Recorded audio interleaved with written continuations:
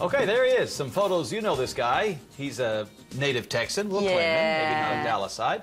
Best actor favorite, Matthew McConaughey, lost about 50 pounds for Dallas Buyers Club. There he is. Some shots from the film. So, question, does a radical physical transformation make it a little easier to win an Oscar?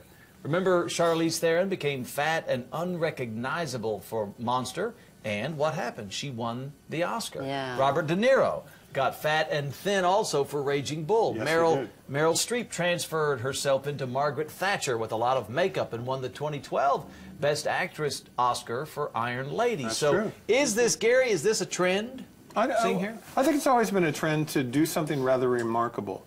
But the thread here is not necessarily a body transformation. It's great screenplays with great actors, and they got the right person that connected. And they make it work for the script, whatever the script requires. I mean, you can make a case, are lead actors or character actors better? They're the same. They're both actors. Acting is acting. Now, lead actors are a little bit, we romanticize them a little bit more, but when you make that big transformation like Matthew, but if Matthew made that transformation and he was awful in that part, we wouldn't be talking about him. That's right. Yeah. Jared Leto made the transformation in that film. Yeah. Jared Leto is not that guy in real life.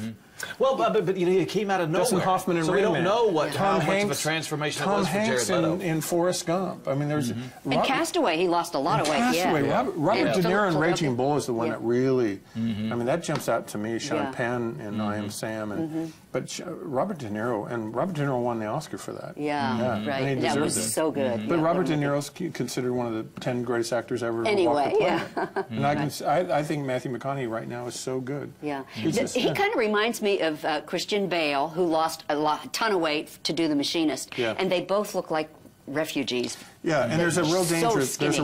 part, and both of those actors will tell you that when they got there, you know, that's getting really dangerous as an actor. Well, I saw They an lost interview that with much weight. Jared Leto said he would never.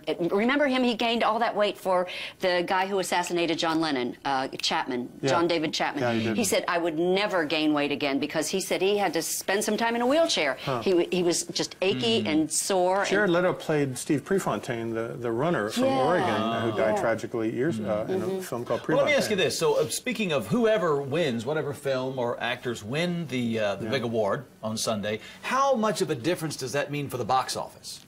Is that going to make a big impact for a film that maybe, say, Nebraska picks up? Well, a Best Picture win will increase the marketplace for that film 25 to 50 million. Okay, so it can make a big It's huge. difference. And it can do 5, 10, 15 million for performing. Especially these smaller films like Her and Nebraska. I mean, they're going to get that bump anyway because they're nominated. I think it's been big for them. What did you think of Her? I love Her. I thought that was a good movie. Her to me is the most misunderstood of all these movies because we think it's a gimmick movie. It's just about a guy who falls in love with the voice of a computer. But when you get into the movie theater, it's Spike Jonze, and it's multi-layered and it's more complicated than that. Yeah. And it's very touching, slightly disturbing, and really rather...